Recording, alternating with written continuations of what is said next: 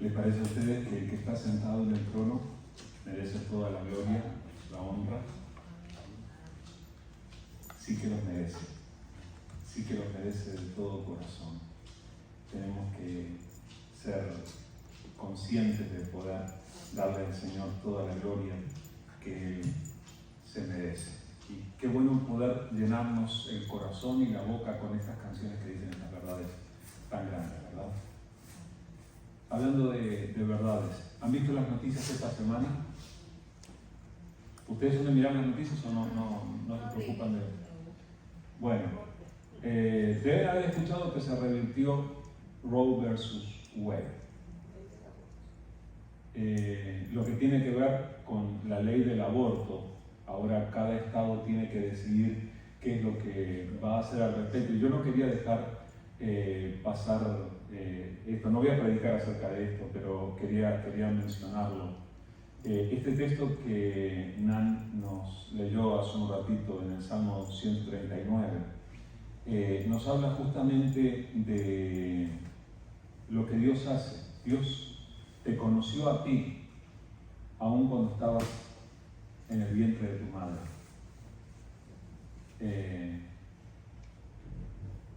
Al profeta Jeremías, Dios le dice: antes que te formara en el vientre te conocí y te envió por profeta a las naciones. Yo les he contado a ustedes mi historia. Yo soy un aborto que no fue realizado. El Señor me consiguió la vida porque le puso un corazón porfiado a mi mamá y arriesgó su vida con tal de tener a este hijo. Y cuando yo estaba en su vientre me consagró para que sirviera al Señor, y hasta el día de hoy el Señor no me ha permitido hacer otra cosa. Yo sé que hay mucha discusión y mucho que hablar al respecto de todo esto, y no es una cuestión de traer condenación sobre unas personas u otras, pero es un buen momento para reflexionar en lo importante que es la vida. Y cada uno de nosotros en algún momento fue un par de células que se unieron. Cada uno de nosotros fue un pequeño latido de un corazoncito en el vientre de otra persona, a quien llamamos mamá. Así que es bueno recordarlo y tenerlo presente, y en el tiempo tan sensible, en este tiempo yo creo que vamos a ver muchas protestas al respecto, muchos comentarios, mucho en las noticias, pero pongamos esto en la perspectiva de que Dios nos amó tanto que nos permitió tener la vida, y nosotros tenemos que aprender a valorar la vida tal como es.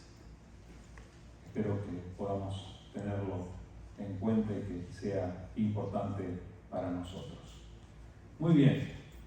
Mari, ¿tú no puedes poner el primer versículo que puse allí? Necesitaría impactar nuestro corazón de una manera importante. Así que, el que piense estar firme, mire que no caiga. Esto le dijo Pablo a los Corintios. Estaba hablando de una cuestión de la conciencia de las personas, algunos que se sentían espirituales, que se sentían un poco más evolucionados que otros, y todo eso. Pablo les advierte y le dice: cuidado. Si tú te sientes que has madurado, si tú te sientes que has aprendido algo, no te descuides. Es de eso que se trata. Hay ocasiones en las que nosotros, por el hecho de que Dios nos concedió a nosotros abrir la Biblia y aprender de la Biblia, por el hecho de que Dios tocó nuestro corazón con el amor que nos expresó por medio de Jesús, y por el hecho de que Dios nos mostró su verdad en la Biblia, hay veces que nosotros pensamos que ya estamos firmes. Y puede ser. Y podemos considerarnos, nos hemos apoyado en la roca de los siglos, estamos apoyados en lo más seguro que existe, que es Jesucristo. Pero al que piensa estar firme, mire que no caiga. ¿Se imaginan? Si hago esto, mi esposa se va a enojar porque sabe que soy un poco cortés. Si yo camino por aquí y pienso que estoy firme, saben que puede pasar, ¿verdad? Que uno se puede caer. Llevando esto a términos espirituales, si estás en el Señor, si Cristo está en tu vida, si el Espíritu Santo de Dios está haciendo algo en tu vida, gloria a Dios, bendito sea el Señor. Pero, por favor, que tu firmeza en el Señor no sea una razón para que descuides tu vida espiritual. Tienes que recibir la advertencia de que tienes que estar alerta, para no perder nada de lo que has recibido. ¿Entendemos esto? Vamos a leer hoy, estamos en la serie de las cartas del Apocalipsis, y hoy vamos a leer la carta que el Señor Jesucristo le envía a la iglesia en la ciudad de Sardis. Y contiene una severa advertencia a la que nosotros tenemos que prestarle atención. Dice Apocalipsis capítulo 3, versículos 1 al 6. Escribe al ángel de la iglesia en Sardis, el que tiene los 7 espíritus de Dios y las 7 estrellas, dice esto: yo conozco tus obras, que tienes nombre de que vives y estás muerto. Sé vigilante y afirma las otras cosas que están para morir, porque no he hallado tus obras perfectas delante de Dios. Acuérdate, pues, de lo que has recibido y oído, y guárdalo, y arrepiéntete, pues si no velas, vendré sobre ti como ladrón, y no sabrás a qué hora vendré sobre ti. Pero tienes unas pocas personas en Sardis que no han manchado sus vestiduras y andarán conmigo en vestiduras blancas, porque son dignas. El que venciere será vestido de vestiduras blancas, y no borraré su nombre del libro de la vida, y confesaré su nombre delante de mi Padre y delante de sus ángeles. El que tiene oído, oiga lo que el Espíritu dice a las iglesias. Saben que justo viste el servicio en el día adecuado. Esta es la carta de las 7 cartas, es la más dura de todas.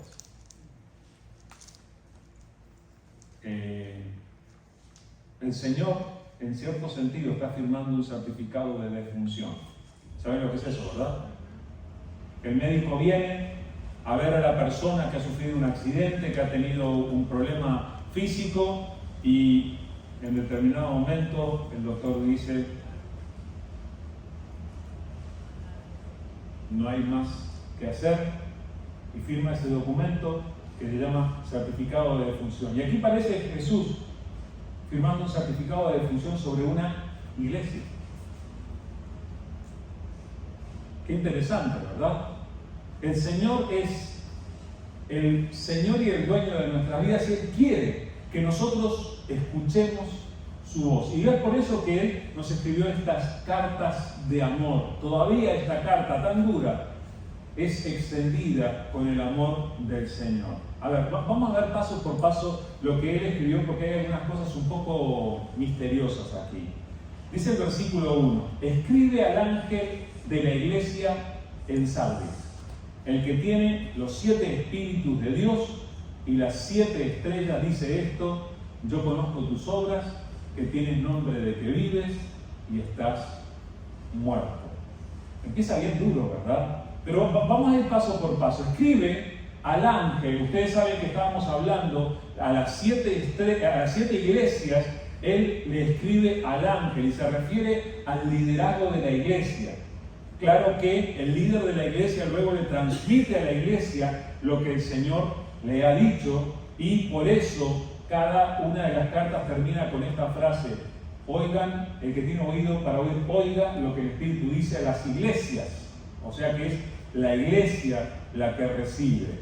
Ahora, en cada carta el Señor se presenta con ciertas características. Habla de sí mismo diciendo: el que escribe esto es, y se presenta a sí mismo.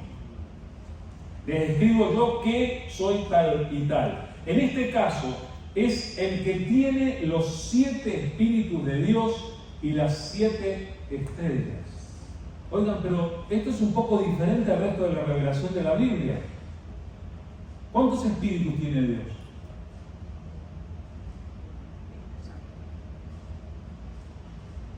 No se animaban, solo Daniela se animó. Andan de tímidos, ¿eh?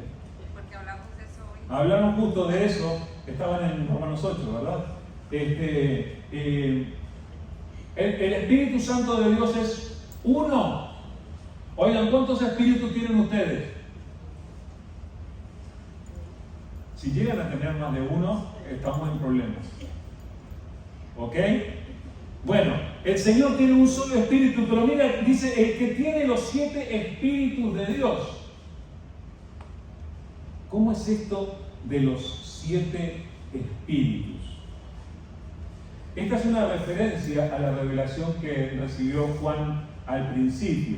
Miren lo que dice al principio en Apocalipsis 1. Versículos 4 y 5. Dice: Juan, a las 7 iglesias que están en Asia, gracia y paz a vosotros del que es, y que era, y que ha de venir, y de los 7 espíritus que están delante de su trono, y de Jesucristo, el testigo fiel, el primogénito de los muertos y el soberano de los reyes de la tierra, al que nos amó y nos lavó de nuestros pecados con su sangre.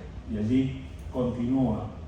O sea, Juan, cuando vio a Jesús, él lo vio de esta manera, y él lo presenta de esta manera al empezar el libro de Apocalipsis, y menciona esto de los 7 espíritus que están delante de su trono.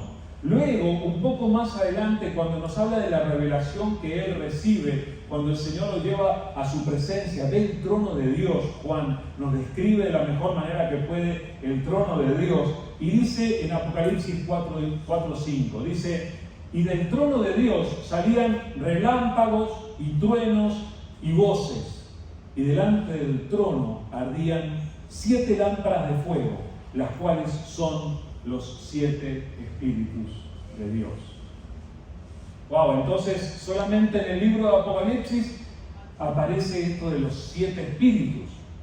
Bueno, déjenme decirles que a lo largo del libro de Apocalipsis van a encontrar, yo ya se los dije, ciertos números que se repiten una y otra vez. El número 3 se repite varias veces, el número 7 y el número 12 se vuelven a repetir una y otra vez en el libro de Apocalipsis. Y el número 7 en particular representa lo completo de la presencia de Dios, representa lo perfecto. Ahora, hay una referencia bíblica del Antiguo Testamento que es bastante interesante con respecto a esto. En Isaías capítulo 11, versículos 1 y 2, dice: saldrá una vara del tronco de Isaí. Está hablando de Jesús, está profetizando a Jesús. Saldrá una vara del tronco de Isaí, y un vástago retoñará de sus raíces, y reposará sobre él, si es él es uno, el Espíritu de Jehová. Pero ahora saquen la cuenta. Espíritu de sabiduría y de inteligencia, espíritu de consejo y de poder, espíritu de conocimiento y de temor de Jehová. Es un espíritu que se manifiesta de diferentes maneras. Es un espíritu que manifiesta diferentes virtudes. A este es el que podemos llamar el que representa los 7 espíritus de Dios. Es un espíritu. Es el Espíritu Santo de Dios, y Jesús es el mismo. Y la referencia que hace allí presentándose, que dice el que tiene los 7 espíritus y el que tiene las 7 estrellas, ustedes recuerdan que en la visión de Juan, Jesús tenía 7 estrellas en su mano que representaban el liderazgo de cada una de las iglesias. O sea, él tenía presente ante su vista las iglesias, y él tenía al liderazgo de cada uno de ellos en sus manos.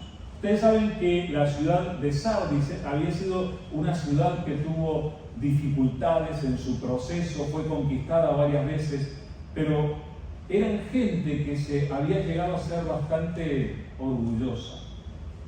¿Saben qué les pasaba a los que los puso orgullosos? Habían prosperado mucho, les iba muy bien, eran comerciantes y les iba muy bien y habían prosperado. El dinero puede a veces enturbiar, el pensamiento de las personas. A estos les había elevado el orgullo y además vivían en una ciudad que estaba en una altitud, en una planicie sobre un risco. Entonces ellos consideraban que eran inexpugnables, que la ciudad no la podía tocar nadie. Interesantemente, a lo largo de su historia, uno de los que los conquistó cerca del año 400 a.C. fue Ciro. Ustedes encuentran a Ciro, el rey de Persia, en el tiempo del profeta Daniel, y él fue uno de los que los conquistó. La ciudad tenía un punto débil, había una ladera por la que se podía subir. Ciro mandó a sus soldados a subir por aquella ladera y conquistaron de sorpresa a la ciudad de Sardis. A esta ciudad es a la que le escribe Jesús, y a los cristianos que viven en esta ciudad. El que escribe tiene toda la autoridad del Padre y tiene para decirle esta famosa frase a la iglesia, que le dice: yo conozco tus obras.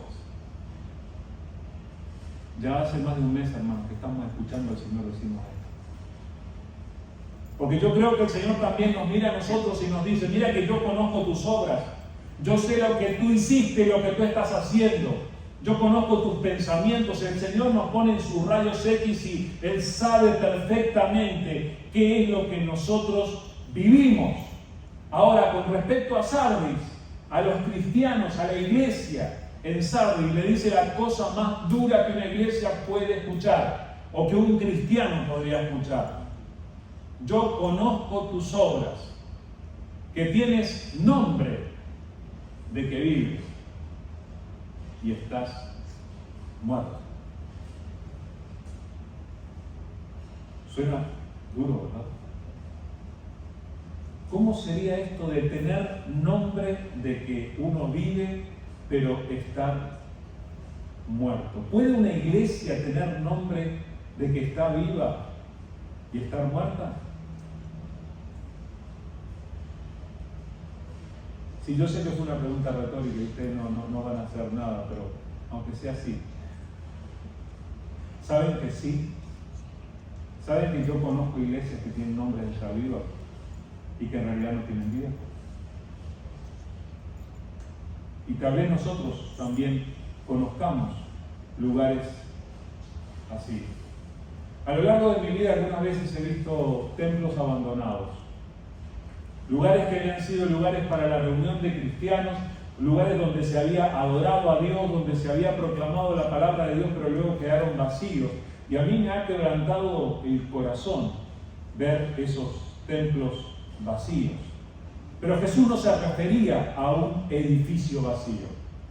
Jesús se refería a la comunidad de los santos, al grupo de los cristianos, que tenía nombre de que vivía, pero que en realidad estaba muerto. Y esto viene a continuación de: yo conozco tus obras. Fíjense que esta es una cuestión que se refiere más bien a las obras. Las obras son las que hacen la diferencia y las que determinan la diferencia. Pero puede ser que haya personas que parezcan estar vivas, pero que en realidad estén muertas. Déjenme recordarles lo que dice al principio del capítulo 2 de Efesios, que es donde el apóstol Pablo enseña los rudimentos del Evangelio, vamos a llamarle así. Dice en Efesios capítulo 2, versículos 1 al 3, dice: y Él os dio vida a vosotros cuando estabais muertos en vuestros delitos y pecados, en los cuales anduvisteis en otro tiempo, siguiendo la corriente de este mundo, conforme al príncipe de la potestad del aire, el espíritu que ahora opera en los hijos de desobediencia, entre los cuales también todos nosotros vivimos en otro tiempo en los deseos de nuestra carne, haciendo la voluntad de la carne y de los pensamientos, y éramos por naturaleza hijos de ira, lo mismo que los demás. Les acabo de leer la definición de los muertos vivientes. Ustedes saben, las películas hablan de los zombies, ¿verdad? Y los presentan desagradables y feos y malolientes y todo eso. Bueno, resulta que los muertos vivientes, de acuerdo a la Biblia, se pueden ver muy bien. Pueden tener una buena apariencia. Son gente que toma café, que va al trabajo, que tiene una familia. Y Pablo le decía a los cristianos en Éfeso, entre ellos estaban ustedes. Él les dio vida a ustedes cuando estaban muertos en sus delitos y pecados. Cuando uno vive conforme a la corriente de este mundo, y dice bien claro allí Pablo, cuando uno vive sin Cristo, vive conforme a la corriente del mundo y vive conforme al príncipe de la potestad del aire. ¿Ustedes saben a quién se refiere? Sí, dígalo al diablo. Conforme al príncipe de la potestad del aire, y agrega, el espíritu que ahora opera en los hijos de desobediencia. O sea, el espíritu del diablo sigue operando sobre aquellos que no tienen a Cristo Jesús. No es una fantasía esto, no les estoy hablando algo para asustarlos por si no tomaron la sopa. Esto es una realidad espiritual. Está escrito allí y uno lo puede, digamos, confirmar mirando las cosas que pasan a nuestro alrededor. Una persona que no tiene a Cristo Jesús, una persona que vive en los deseos de su carne, haciendo la voluntad de la carne y de los pensamientos nada más, y no haciendo la voluntad de Dios, es una persona muerta espiritualmente. El que tiene al Hijo, dijo Jesús, tiene la vida. El que no tiene al Hijo no es que se va a morir, ya está muerto. Entonces, sí puede haber personas que parezcan vivas. Incluso personas que tengan una religión y que parezcan vivas espiritualmente, pero que en realidad no lo estén. Muy dura la carta. Fíjense que todas las otras cartas, si ustedes recuerdan, las cartas, Jesús le dice, yo conozco tus obras, y Jesús empieza a enumerar las cosas buenas que tiene la iglesia. Y conozco tu paciencia, y conozco tu dedicación, y conozco cómo has resistido a los malos, y cómo has rechazado lo que yo rechazo, y les habla de cosas buenas que tienen. Y aquí en Sardis no le dice ni una buena. Directamente va y le dice, tienes nombre de que vives, pero estás muerto. ¿Sabes una cosa? Tú no quieres ser parte de una iglesia así.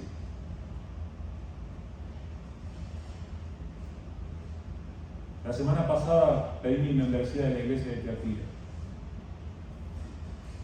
¿Se acuerdan? Pero no pediría mi membresía de la iglesia en Sardis.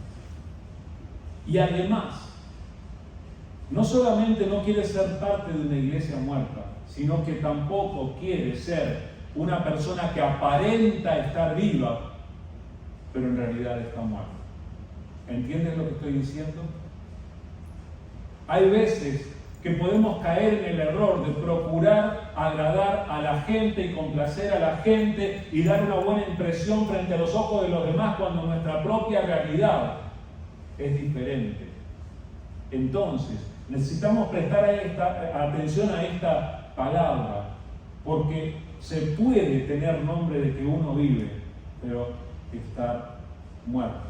La auténtica salvación se produce cuando una persona se dispone a dejarlo todo por Jesús, reconociendo que Él es el Hijo de Dios y nuestra única esperanza, y que cargó sobre sí mismo nuestros pecados en el madero para llenarnos de vida eterna por medio del Espíritu Santo. Si Jesús no es todo para ti, entonces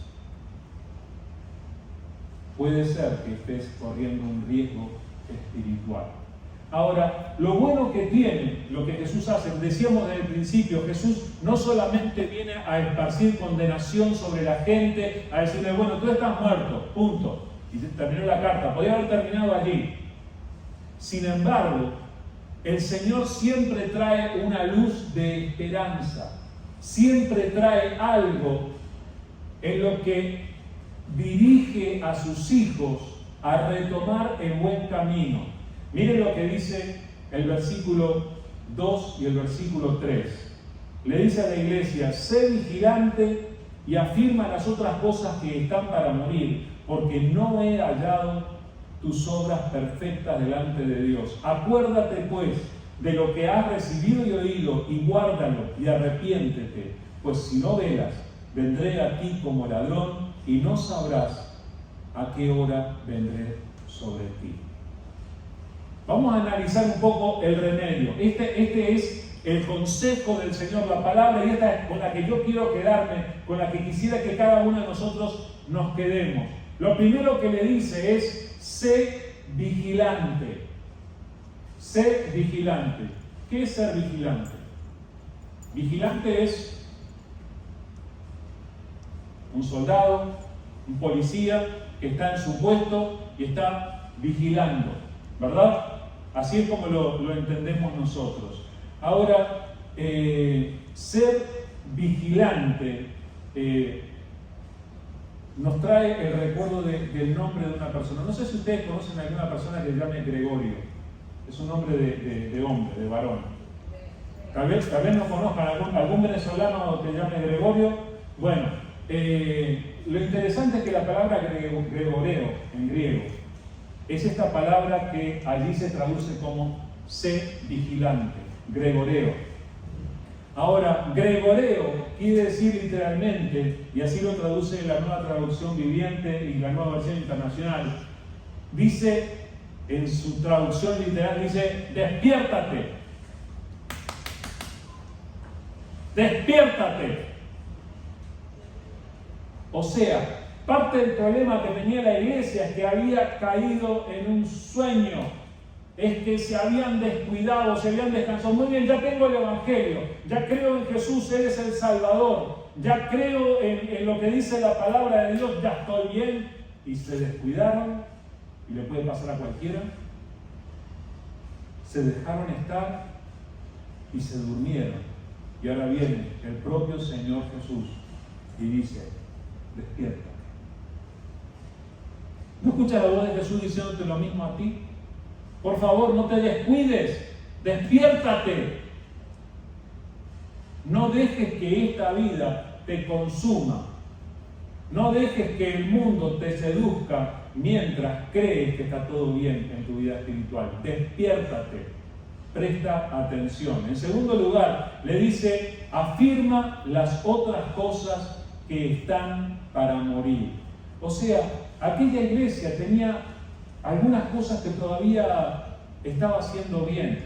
Eran pocas, pero tal vez tenía algunas cosas que estaban allí, que podía ser que terminara perdiéndolas también, pero todavía estaban allí. Y le dice: afírmalas. Cuando le dice afírmalas, quiere decir que las fortalezca, que no las deje morir. Es como si el Señor a nosotros mismos nos dijera: ¿tú oras alguna vez? ¿Estás orando todavía? Bueno, no dejes de orar. Afirma tu vida de oración. ¿Lees la Biblia? Por favor, no dejes de leer la Biblia. Vuelve a leer la Biblia. Quítale el polvo a tu Biblia y busca la palabra de Dios. ¿Te congregas? No dejes de congregarte. No faltes a la iglesia. Vuelve a buscar de Dios. ¿Por qué tiene que afirmar las cosas que están para morir? Jesús le dice: porque no he hallado tus obras perfectas delante de Dios. Vieron que no le dice: no he hallado tu discurso perfecto, no he hallado tu doctrina perfecta. Se refiere a las acciones. La vida cristiana siempre se procesa por medio de actos de obediencia. Entonces, lo que nos tiene que importar muchas veces no es solamente si tenemos el conocimiento, nos tiene que importar si estamos poniendo en práctica lo que Dios dice. Otra vez, hermanos, no todo el que me dice Señor, Señor, entrará en el reino de los cielos, sino el que hace la voluntad de mi Padre que está en los cielos. El Señor está mirando nuestras obras. Tus obras no las he hallado perfectas. le dice al llamarle a afirmar las cosas que están para morir. Esto nos recuerda a lo que le pasó a un famoso rey del Antiguo Testamento. Su nombre era Nabucodonosor. Era uno de los reyes de ustedes, también lo deben recordar del tiempo de Daniel. Y Nabucodonosor había tenido generales que habían producido grandes victorias y todo iba bien. Y una vez hizo una gran fiesta y se trajo para beber las copas que había traído del templo en Jerusalén, del templo de Dios. Y mientras estaban en tremenda fiesta, el rey ve que aparece una mano y escribe en la pared del salón donde estaban teniendo la fiesta. Y escribió unas palabras que él no entendió. Mene, mene, tekel, parsim. ¿Qué decía eso? Y le preguntó a sus sabios, ¿en qué idioma está esto? ¿Qué dicen? No sabemos, dijeron. Búsquenme en todo el reino, quiero saber. Terminó la fiesta, se aguó la fiesta. Y el rey quiso saber. Era un mensaje de parte de Dios. El único que pudo revelarle aquello después de orar fue Daniel, el profeta Daniel. Y solo les quiero recordar una de las palabras que le dijo, la palabra tekel. Daniel 5:27. Daniel le dice al rey, esto es lo que quiere decir la palabra tekel. Pesado has sido en balanza y fuiste hallado falto. Dios había pesado a Nabucodonosor en su balanza de juicio y resultó que estaba en falta, que le faltaba. ¿Saben que generalmente nosotros lo tomamos al revés? Nos amargamos y nos entristecemos y cuando pasamos por la balanza nosotros tenemos de más. Pero en este caso, en la balanza de Dios, el rey Nabucodonosor, que se creía tan grande, tenía de menos. No le alcanzaba comparándose con la justicia de Dios. Por eso es que nosotros tenemos que afirmar las cosas espirituales en nuestra vida. Nuestra vida espiritual la tenemos que reafirmar, especialmente cuando entendemos que Dios no ha encontrado nuestras obras perfectas delante de Él. El otro concepto de Jesús es haz memoria. Acuérdate pues de lo que has recibido y oído. Gracias a Dios por la preciosa maquinaria que el Señor nos puso, la computadora que el Señor nos dio, la que llamamos cerebro, y que tiene la capacidad de almacenar tantas cosas. Hermanos, algunos de ustedes se acuerdan números telefónicos de su adolescencia. Les cuento que su adolescencia pasó hace rato, menos Jocelyn. ¿Y ustedes todavía se acuerdan? Recordamos nombres, recordamos lugares, recordamos tantas cosas. Bueno, entre todas las cosas que te acuerdas, acuérdate de lo que has recibido y oído de parte de Dios. Por favor, haz memoria, tráelo a tu memoria, recuérdalo. Y entonces aplica el siguiente consejo de Jesús. ¿Qué tienes que hacer con eso? Guárdalo. Guárdalo no quiere decir que lo pongas en un cajón. No quiere decir que lo pongas en el closet y lo dejes ahí guardadito. No, cuando dice guárdalo se refiere a que eso que Dios te enseñó lo pongas en práctica, que hagas. Si Dios te dijo que no mientas, por favor, para de mentir. Ponlo en práctica. Si Dios te dijo que lo busques, por favor, búscalo. Y el siguiente consejo del Señor es arrepiéntete. Arrepiéntete. Hay veces que tenemos un problema de concepto con esto de arrepentirse. Pensamos que arrepentirse consiste solamente en sentirse mal por algo que uno hizo. Ponerse triste, ay, qué mal que estuve, qué horrible, cómo lo siento. Derramamos un par de lágrimas y ahí termina. Y luego salimos y vamos y hacemos otra vez lo mismo que hicimos. Eso no es arrepentimiento. Arrepentimiento sí tiene el contenido de sentirnos tristes por lo que hicimos mal, pero incluye la firme determinación de no volver a hacerlo. De acuerdo al término bíblico, el término bíblico de arrepentimiento, la metanoia, en términos bíblicos, se refiere a un giro de 180 grados. Si voy caminando hacia allá, cuando me arrepiento, emprendo el camino en sentido contrario. Eso es el arrepentimiento, es un cambio de mente, es un cambio.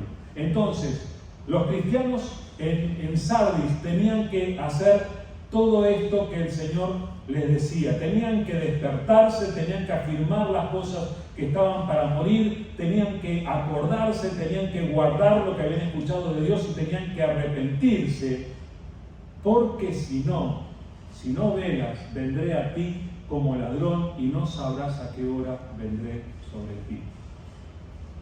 ¿Cómo es que esto de que Jesús va a venir como ladrón? Jesús no es el ladrón.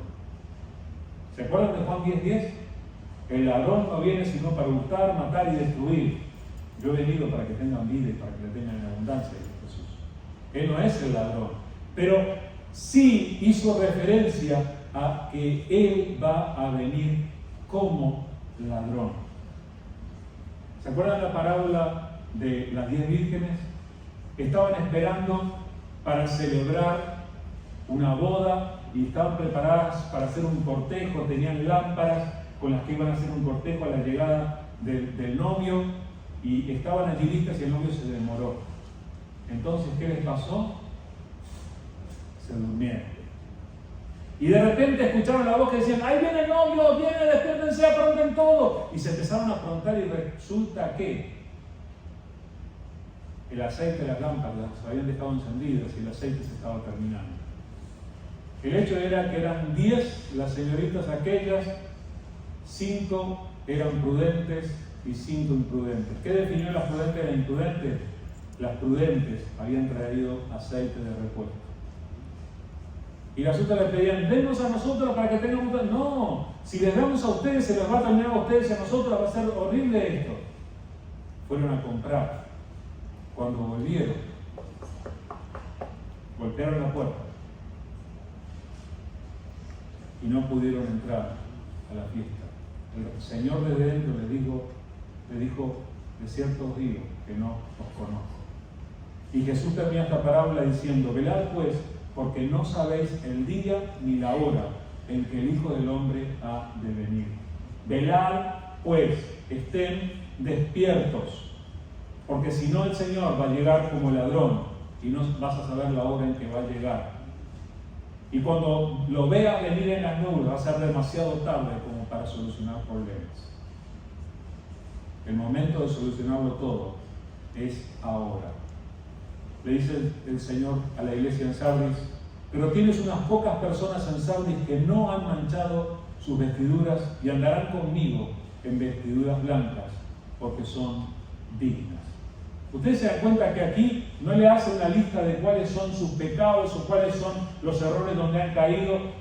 A las otras iglesias les menciona algunas de las cosas que han hecho mal, pero aquí simplemente le dice: no han manchado sus vestiduras. La persona que cree en Jesús, dice la palabra, que es limpia con la sangre de Jesús y anda con vestiduras blancas. No porque uno lo logró, sino porque Jesús lo hizo. Dice en Apocalipsis 7: después de esto miré y he aquí una gran multitud, la cual nadie podía contar, de todas las naciones y tribus y pueblos y lenguas, que estaban delante del trono y en la presencia del Cordero. ¿Y qué dice? Vestidos de ropas blancas y con palmas en las manos, y clamaban a gran voz diciendo: la salvación pertenece a nuestro Dios, que está sentado en el trono y al Cordero. Espero que te guste vestir de blanco, porque allí vamos a tener vestiduras blancas, los redimidos. Ahora, el desafío es a no manchar las vestiduras, como estas personas a las que hace referencia. Dice la palabra en 1 de Juan capítulo 2: no améis al mundo ni las cosas que están en el mundo. Si alguno ama al mundo, el amor del Padre no está en él.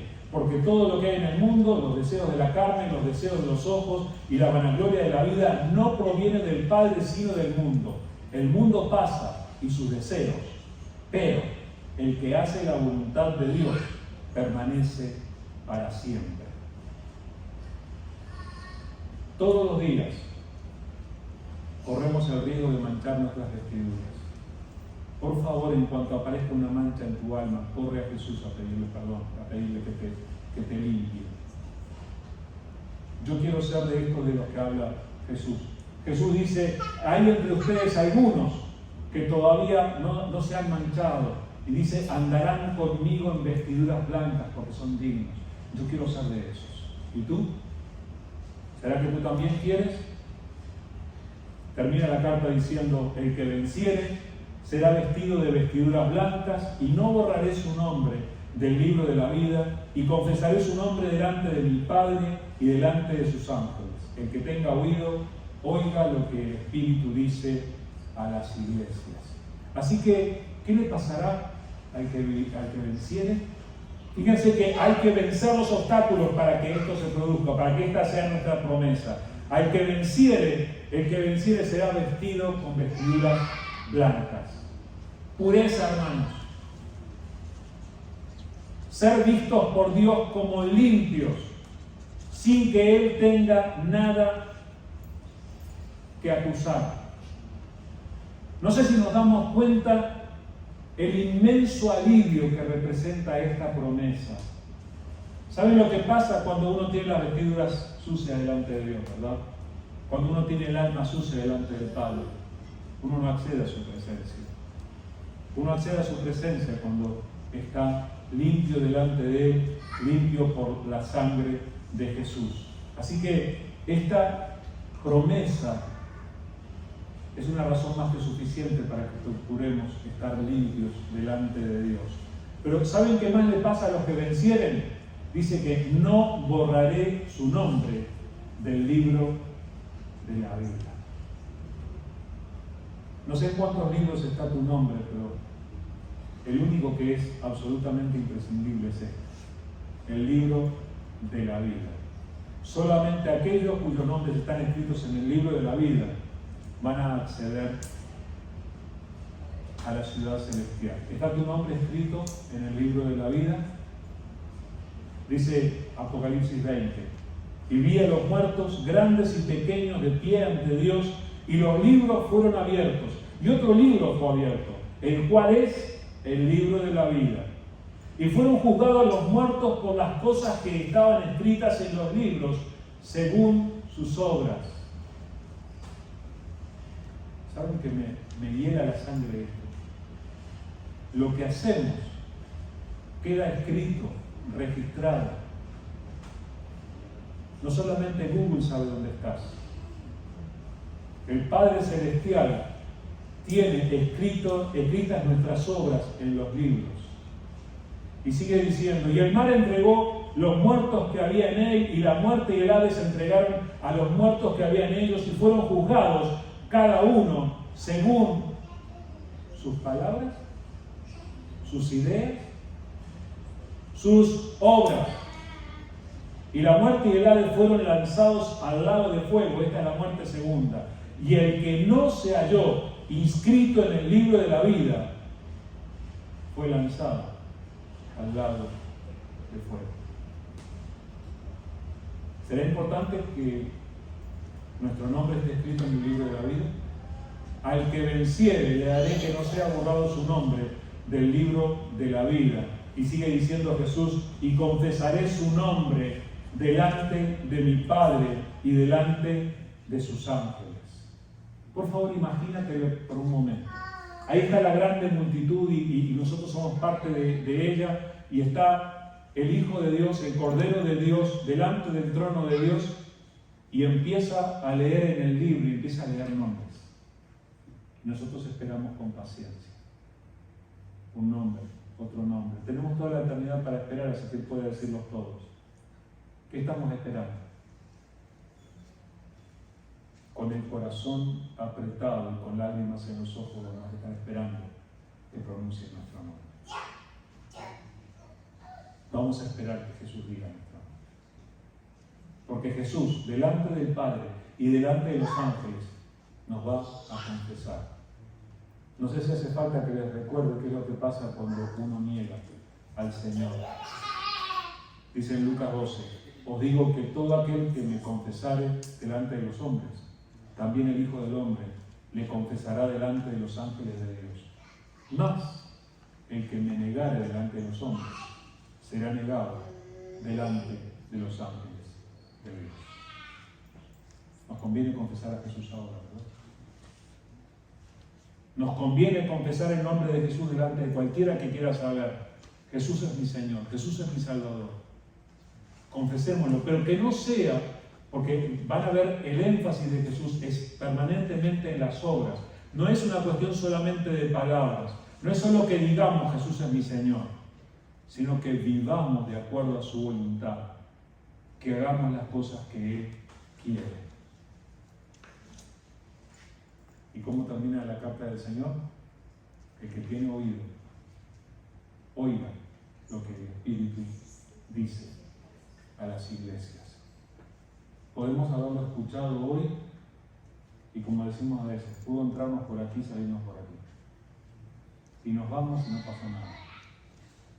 Pero si realmente el Espíritu de Dios está tocando nuestro corazón para que despertemos, como dice la palabra, para que resguardemos nuestra vida espiritual, para que evitemos que las buenas costumbres de nuestra relación con Dios mueran. Si prestamos atención, entonces hay cosas que tenemos que hacer esta semana. Tenemos que sacar el polvo a este libro.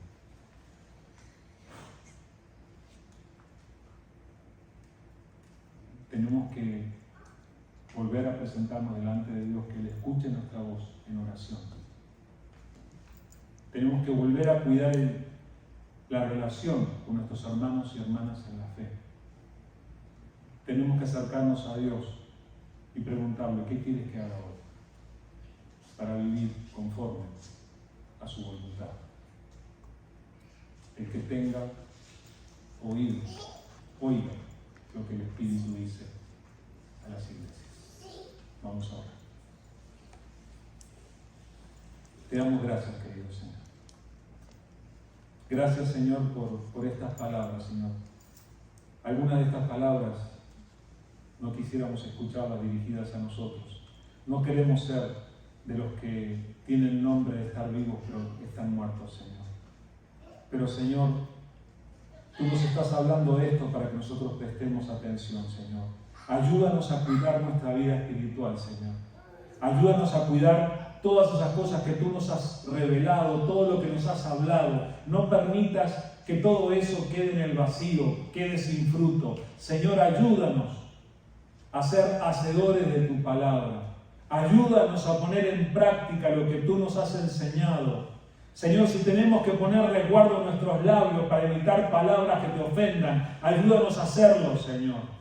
Si tenemos que cultivar más y mejor nuestras disciplinas espirituales, como el orar, como el leer tu palabra, como el ofrendar, como el congregarnos, Señor, ayúdanos, por favor, para que podamos hacerlo, para que podamos vivir de acuerdo a tu voluntad y no de acuerdo a nuestra carne. Ayúdanos, por favor, Señor. Señor, queremos ser de los que andan delante de ti con vestiduras blancas. Por eso venimos a pedirte que nos perdones, Señor, que nos limpies. Límpianos, Señor. Purifícanos. Concédenos, Señor, andar delante de ti con vestiduras blancas. Hasta que tú regreses, para que tu venida no nos agarre sorprendidos, sino que la estemos esperando, Señor. Ahora que es más inminente que nunca. Gracias, Señor. Gracias por esta palabra. Ayúdanos a vivir conforme a ella, Señor. Bendice cada vida, Señor, la vida de cada uno de los que estamos aquí delante de ti. Bendice, Señor, la vida de nuestros familiares, de las personas que amamos, los que viven en nuestro hogar. Señor, ayúdanos a ser una buena influencia, que podamos ser sal, que podamos ser luz para cada persona con la que tratamos. y que podamos ser tus embajadores, representándote bien. Señor, de tal manera que alguna persona llegue a conocerte, llegue a acercarse a ti, siendo que tú nos usas. Gracias, Señor. Señor, que al salir de este lugar lo hagamos con tu cuidado, con tu protección, con tu bendición. Gracias, Señor, en el nombre de Jesús. Amén. Muy bien, creo que tenemos tarea, de acuerdo a lo que escuchamos. Espero que no se olviden fácilmente de este mensaje, vuelvan a leer ese pasaje de la palabra. Como siempre, el mensaje queda en video para que ustedes puedan recordarlo después también y puedan compartirlo con otras personas. El miércoles nos vamos a reunir, vamos a tener estudio bíblico, ¿ok? No se lo pierdan, pero les recuerdo que estamos invitándonos a tener reuniones en hogares a partir del siguiente miércoles, el primer miércoles de julio. Y ya les dije y les recuerdo, si alguno de ustedes quiere hospedarnos un miércoles, si están dispuestos a que tengamos la reunión en su casa, acérquense después de la reunión, hablen conmigo, hablen con Nancy, para decirnos, yo estoy dispuesto a que tengamos la reunión en casa y entonces podemos ir haciendo una agenda. Entonces, el miércoles tenemos estudio bíblico aquí, el domingo a las 9 el estudio bíblico, a las 10:15 el servicio como siempre. Que el Señor les bendiga y que tengan una muy buena semana.